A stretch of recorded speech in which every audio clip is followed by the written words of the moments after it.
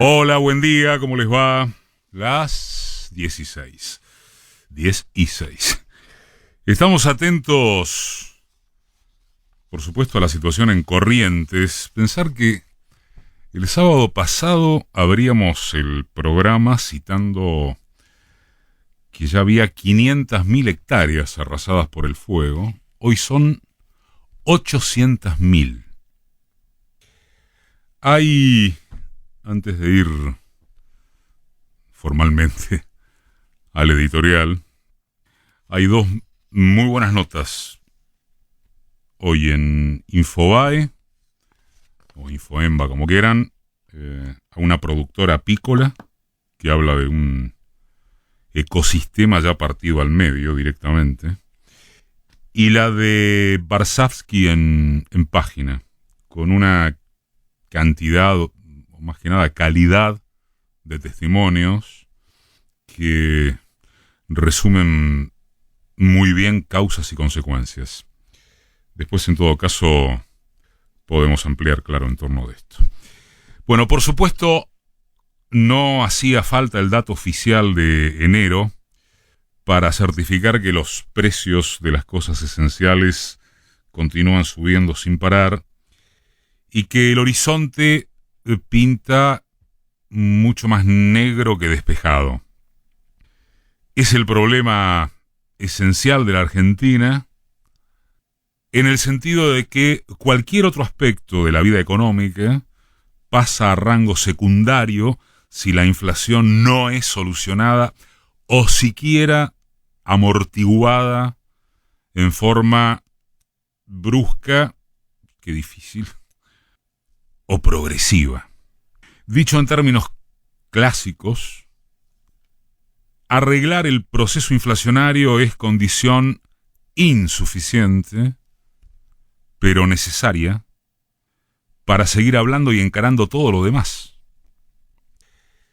Históricamente, estudiosos y economistas de las tendencias más variadas han coincidido en que la inflación, como la fiebre, no es una enfermedad, sino un síntoma. Un síntoma al que ahora el propio Fondo Monetario remite a factores multicausales y no solo a la monserga de la emisión monetaria. Pero en el caso de Argentina, sin que se deba ser un especialista para arriesgarlo, y sin meternos en cuestiones técnicas para lo que hay gente mucho más capacitada que uno, pero tampoco sin ceder a la extorsión de que hay que ser un especialista para hablar de cosas básicas de economía. En el caso de Argentina, decíamos, la inflación ya tiene un carácter de dinámica propia, prácticamente inercial, que sí la transformaría en un padecimiento permanente antes o además que en un síntoma.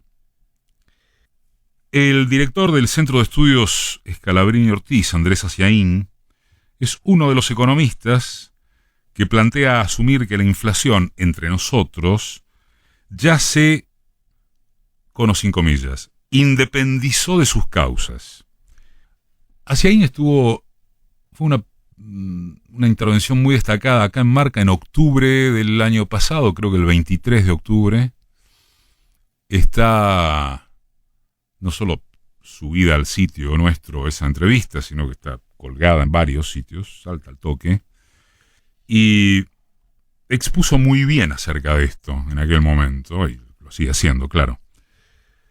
Todos los actores sociales, no solo los grandes agentes económicos, tienen incorporado que la inflación pasada debe aplicarse al cálculo de la futura, y nadie confía en que la futura quede sujetada por instrumentos parciales.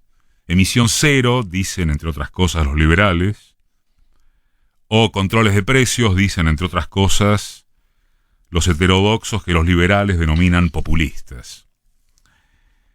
Sean los valores del alquiler que demuelen a inquilinos y pequeños propietarios, sea que un tomate puede costar 100 pesos, sea que haya la locura de que no exista el crédito hipotecario en este país, lo cierto es que en simple, irrefutable síntesis empírica, constatada, la economía argentina no tiene precios.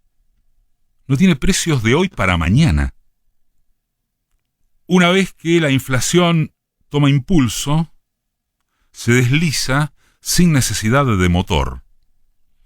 Y los planes que, históricamente, también intentaron controlar esa inercia, a corto o mediano plazo terminaron fracasando porque no fueron de largo aliento en cuanto al pacto social que debía sustentarlos.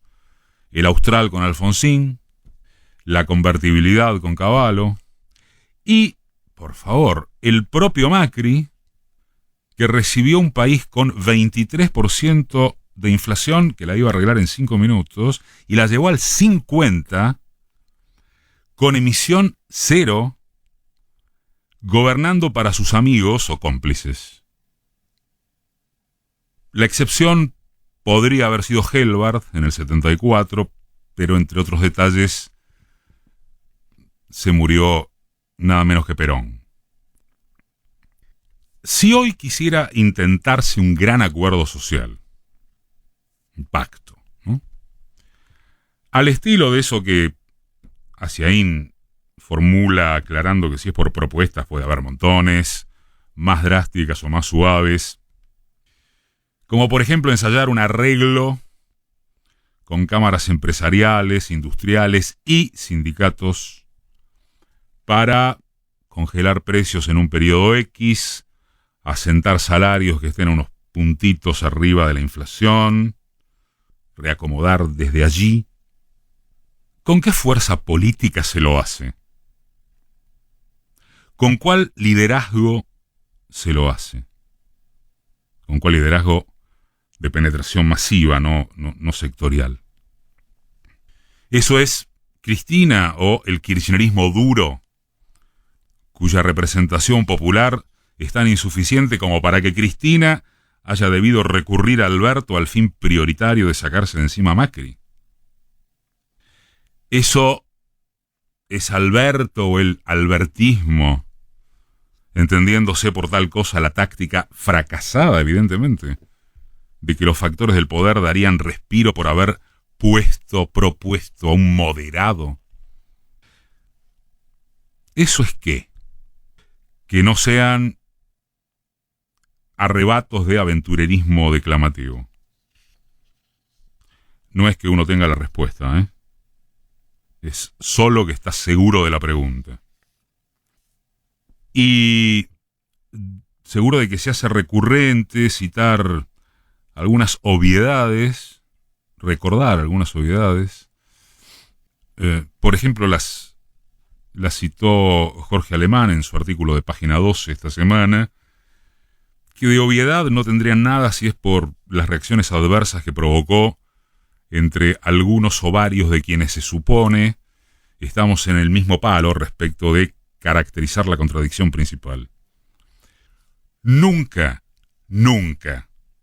una posición es más de izquierda o más crítica o más consecuente solo por sus enunciados. La chiquilinada del izquierdómetro, ¿no? Que no es lo único, está el peronómetro, el trotskómetro. Bueno. Los debates, las deducciones, las decisiones no pueden sostenerse en un declaracionismo voluntarista, sino en, este resumen es mío, dos cuestiones. A, ¿qué mayoría social está conectada con lo que se pone en juego? Y B, ¿qué proyecto político puede asumir de modo duradero una renovación del Estado en su sentido más amplio? Una renovación que estimule la formación de esa mayoría. Para ejemplificar e insistir con lo ya opinado consecutivamente en estas líneas editoriales, no existe ninguna probabilidad de que el acuerdo con el Fondo Monetario sea cumplible. El gobierno no hace ni hará más que patear la pelota lo más lejos que puede, o pueda, y en cualquier hipótesis, los problemas estructurales de la economía argentina no pasan por la ficción mutua del Fondo y de la Argentina de pagarle al organismo en las condiciones impuestas o aceptadas. Más tarde, más temprano, a sentarse otra vez, a reestructurar o reformular todo otra vez. Se verán qué condiciones internacionales, regionales, etc. Toda la energía que vuelca la burbuja ultrapolitizada, nosotros entre ellos, en admitir o rechazar el arreglo con el Fondo Monetario, que por lo que se sabe supondrá pago propio dentro de 2 años y pico, debería dedicarse a atender cómo se resuelve un drama inflacionario que a la clase media y a una pobreza extendida y estructural le sigue pegando ahora, no en la ficción y o proyección de lo que habría que empezar a pagar en 2025, 26, a mediados de la década. Es ahí donde el gobierno está haciendo agua y donde, si es por la interna del Frente de Todos, entre el silencio de Cristina, que quiere decir qué, la renuncia parlamentaria de Máximo, las pujas a cielo abierto y las chicanas en los bloques de diputados y senadores, los dimes y diretes entre el quisilofismo y la cámpora, da la sensación, o certidumbre, de no estarse a la altura del riesgo concreto que se corre, que es nada menos el retorno de lo que se sacó de encima para que nunca más volviera. Como escribe hoy el colega Luis Rushstein, el gran contrasentido de esta serpiente que se come la cola es que, como protesta contra la inflación, y vaya si tiene derecho, un sector amplio de las clases populares se vuelca electoralmente a los que causaron el problema y lo van a profundizar o lo van a reemplazar por otro peor, como hizo Domingo Cavallo con la convertibilidad, con la fantasía del 1 a 1. Porque con 50% de inflación, ningún oficialismo gana ninguna elección bajo ningún punto de vista. Vamos derechito a encarar el voto hacia el verdugo. Otra vez. Desde ya hay quienes consideran que esto es lo mismo que Macri y que ergo no hay razones para preservar unión o unidad alguna.